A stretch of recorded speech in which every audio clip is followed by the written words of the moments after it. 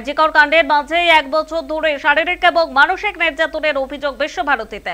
বিশ্বভারতীর নৃতত্ব বিভাগের গবেষক ছাত্রের হাতে পোস্টার নিয়ে উপাচার্যের দফতরের সামনে অবস্থানে বসে বিশ্বভারতীর নৃতত্ব বিভাগের গবেষক ছাত্রের অভিযোগ, গত 1 বছর ধরে শারীরিক এবং মানসিক নির্যাতন চালাচ্ছে সংশ্লিষ্ট বিভাগের অধ্যাপক অর্ণব ঘোষ। তার গবেষণার ক্ষেত্রে থিসিস সাবমিশন করতে দেওয়া হচ্ছে না। আগামী 19শে অগস্ট তার রেজিস্ট্রেশনের শেষ তারিখ।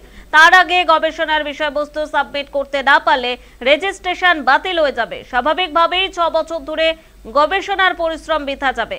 জি কর মেডিকেল কলেজ হাসপাতালে পড়ুয়া চিকিৎসককে ধর্ষণ করে খুনের ঘটনায় উত্তাল গোটা রাজ্য।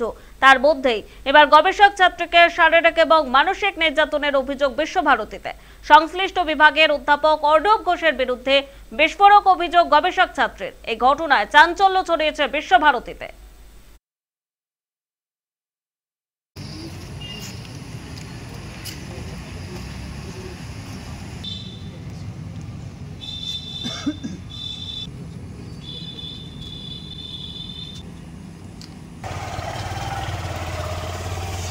আমি 2018 সাল থেকে আমি ডক্টর অর্ণব ঘোষ নামের একজন অ্যাসোসিয়েট প্রফেসর অ্যানথ্রোপোলজি ডিপার্টমেন্টে, তার আন্ডারে পিএইচডি তে ভর্তি হয়েছিলাম।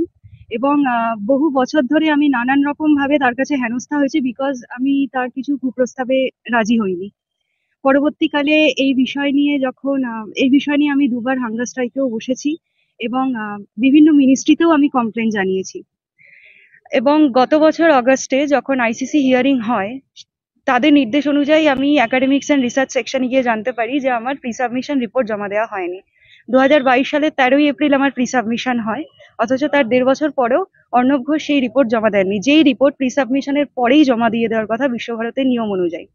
বিগত 1 বছর ধরে আমি বারবার করে অনুরোধ করেছি, তৎকালীন যিনি এইচওডি ছিলেন বিপাশা রাহা, তাকে বহুবার আমি জানিয়েছি যে আমার রিপোর্ট জোগাড় করুন আপনারা অর্ণব ঘোষের থেকে।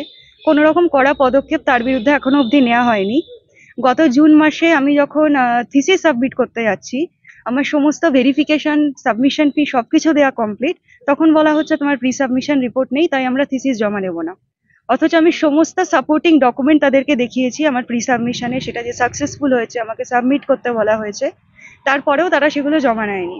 তাহলে 1 বছর ধরে বলার পরেও আজকে এই যে শেষ মুহূর্তে এসে আমাকে থিসিস জমা দিতে দেওয়া হচ্ছে না, তার কারণ তো একটাই হতে পারে, যেহেতু আমি তাদেরই বিশ্বভারতীর একজন অধ্যাপকের যে স্ক্যান্ডাল রয়েছে সেক্সুয়াল অ্যান্ড সাইকোলজিক্যাল হ্যারাসমেন্টে, সেটার এগেনস্টে আমি ভয়েস রেজ করেছি বলেই আজকে আমাকে ইচ্ছাকৃতভাবে শেষ ডেটে এনে সাইডলাইন করে দেওয়া হচ্ছে।